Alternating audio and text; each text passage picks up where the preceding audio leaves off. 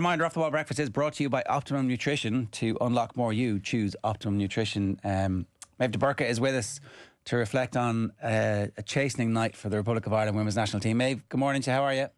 Morning, not too bad now. Difficult night. Yeah, about as bad as it could have been in many respects, because people have been calling for a more attacking way, more attacking formation, Katie McCabe more forward, and almost everything they tried went wrong for them. So where do you start assessing that? It's a difficult one, really, because, like you said, pretty much everything went wrong in the night. There was very few positives to take from it, really. You know, in defeat, you're often like saying, yeah, you're learning a lot in that. And I suppose that's the only thing they'll definitely have learned a huge amount last night. But the thing really, I suppose the most bad factor of it really is just the fact that it was basics, really. It's down to just passing the ball from A to B, and there just didn't seem to be any kind of cohesion. And you can talk about systems, and I'm sure you will, but it's just when it comes down to the fundamentals of it. Also from the aggression side, we really lacked, and that's something that Irish teams, we have in our DNA, like in every game, and it just seemed to just wasn't there yesterday evening. You're right. I agree completely, because I would never really use the word capitulation, because you couldn't in association with this Irish side. But for that third goal yesterday evening, Sternad picks it up there, number 23, in the far post from the crossing, and she literally stands statuesque and looks around as if it's a training exercise where you're not allowed to be tackled, and it's like, who will I pass this to? And finds her teammate Cramsar in the far post for a tap-in.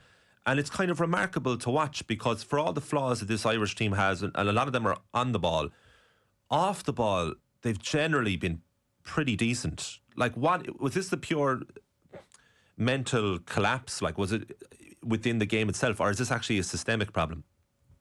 That's it. It's hard to call. And yeah, that third goal in particular, it was hard, watching it. Just if there's someone in the box with the ball, there's no, like, that systems and everything go out the window, and like you get to the ball, like it's kind of the basics of defending, really. And I know there was a lot of players in different positions and personnel changes and that, but yeah, it did. It seemed to filter through the team as well. That aspect of it, that was the kind of worrying part. It wasn't just one or two players who had an off game, or who didn't seem to have that same aggression as usual. It filtered around through the team. And yeah, that third goal really summed it up, because we actually came from our throw in the attacking half, and then we were so exposed in midfield.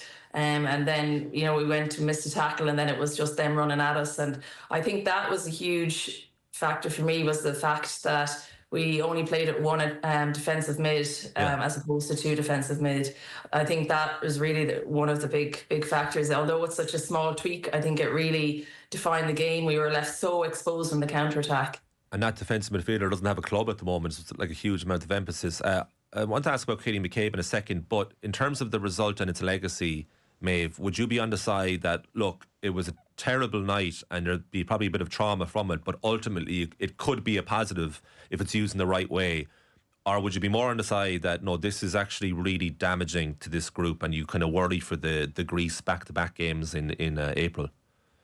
No, I wouldn't be overly worried. I think if it was to happen now isn't the worst time for this to happen. Like, we still have, even if we don't qualify or get through as top spot, there's still the playoff option as well to get promoted back to League A. And yeah, it's definitely not the worst time, but it's still, there's just so many aspects to it that were kind of not up to par. That's the more worrying part. It's not just, usually we just talk about we need to be more creative, and that's kind of been the way it has been for years, but we've always been defensively solid, and I've never seen us so open and exposed as it did last night. But the problems that were illustrated last night, can they be fixed? Are they fixable? Because it looks like there's loads of them. Yeah, I think some of them can be. I think defensively we should be able to tighten that up. I mean, it's more so, some people say defending is the easier part of the game, and scoring then is the more difficult one to improve. And yeah, I mean, it's goes without saying, like, we're really lacking the attacking threat and a goal scorer. Like, we can see them, like, Passion Carey scored the 2 goals last night. She's over 40 goals for Slovenia, and we don't have that kind of out and out goal scorer. I know Ger Colm does a job up there, and Denise and Katie chip in with goals, but we are missing that aspect. And I think just without Leanne Kiernan, and then also obviously Julianne Russell retiring, I think that kind of energy and that enthusiasm up front was missing really last night. The set pieces, both ends weren't great. Like that's a fundamental that we've been strong at. I mean, were we good under Colin Bell at set pieces? Is it that long ago since we used to be not good at it? Yeah, I mean, I think we've been, like I said, it's always been a positive aspect of our game. Like, we rarely concede goals from set pieces. And again, like the second goal last night, it was, she did well to direct it into the goal. And I just though, again, just unable to get that first contact on the ball. And I know we had 2 players and they were in a almost the right position, but, you know, again, that's hard to train, like, just to be able to go and try to win that ball for the first time. And yeah, we had an abundance of corners last night, and even our free kicks were poor. We weren't getting them in the right areas. And then just the decision making towards the end, we had a free kick on the edge of the box and we tried to overplay it instead of, I thought we might have been better just to hit it first time. So yeah, that aspect. And then, yeah, I mean, do you also have to question Caitlin Hayes? She scored from set pieces quite regularly for us. I'm at a complete loss as to why she wasn't on the pitch. I don't know the reason behind it. Obviously, there's more to that maybe than we know. But for me, she was our best player under Eileen Gleeson. I thought defensively, especially. But yeah, I mean, obviously, different managers have different opinions, and that's football. I thought Marissa Shiva was decent when she came on as well, and she started against Turkey. I was kind of surprised to see her out of the team too because of her composure on the ball, which I think we lack generally speaking. But I did say I was going to ask about Katie McCabe, and look, we've been saying a long time, and like we're probably just as guilty as anyone saying, oh, you got to get McCabe further up the pitch and more century involved because she's our best player.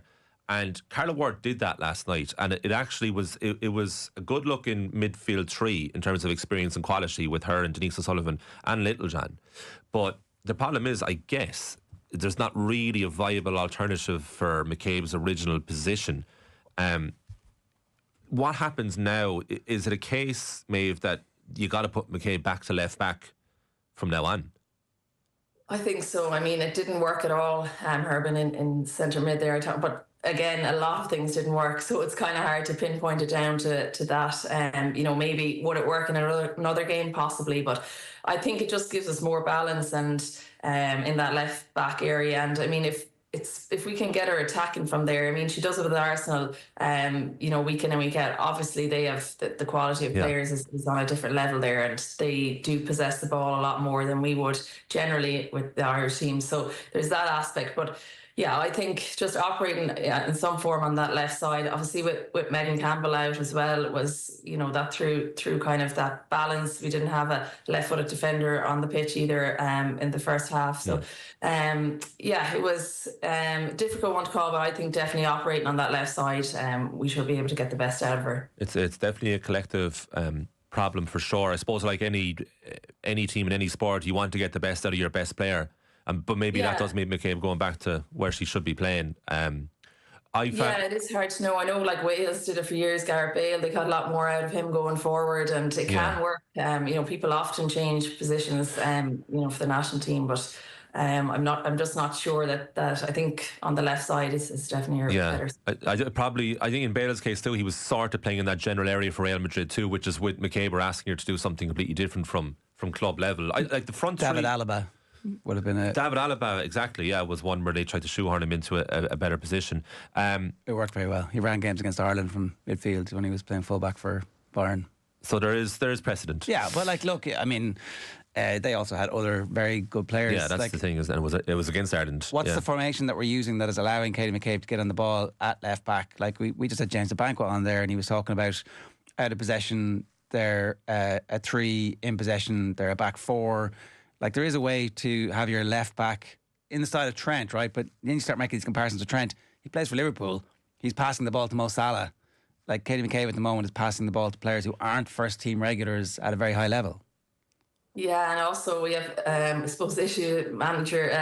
Carla has made it very clear that she won't be changing the formation in any way. She seems to be very set in that way, which is quite surprising, I think, as an international manager, because obviously at club level you can handpick who you want to come in and play those positions. Maybe she's going to intend to do that at national team level. Obviously, we can pick from people born in different countries and that, but I think you do have to be adaptable, and I think that's a lot of the reason why we played with three centre backs for so long. We had real quality in that position. And we just went with the personnel that we had, and we found a way to get the 11 best players on the pitch, whereas she's more setting the formation and trying to get 11 players to fit the formation. So it's a talking point for sure. Like Ruben Amorim, she's immovable in her system, and a bit like Ruben himself. The problem that we might be having is there's not the players to play it, because there was a moment maybe last night where Denise O'Sullivan picks up the ball in midfield in the first half, and she's looking for forward options outright. But outright is Kira Carusa, who for me seems far more comfortable playing central, but of course that was Amber Barrett's position, and there seemed to be a bit of a logjam there, and really not a natural player to play out in that right position. Yeah, definitely. I mean, she worked hard and tried her best, but definitely that was a big, a big aspect to it. I don't think she looked comfortable there at all. And I remember that moment. Denise was looking for the width, and even in that case, if Carusa has come in, then it needs to be Heather Payne or the right fullback in that case, getting that width, and it wasn't there, and it's frustrating, I suppose. Denise was trying all she could all night. She did create her best chances in that she forced a really good save in the first half from the keeper, and then she hit the crossbar in the second half. And I suppose her been pushed into the attacking mid role. Like I said, she plays defensive mid now at North Carolina Courage too. And I know we do say that she would be better served towards the attacking goal, but at times if we're lacking that defensive stability, it's a really big issue, and you can't build going forward unless you're defensively solid. A bit of a disaster really for Carla Ward in terms of the back-to-back quality of the performances. No one's panicking just yet, but it will be a long 6 weeks for her before the next squad. What does she need to do to arrive at the Greece doubleheader, full of confidence and transmitting that confidence to the team? No, it's grand. That was a setback, but I've got this.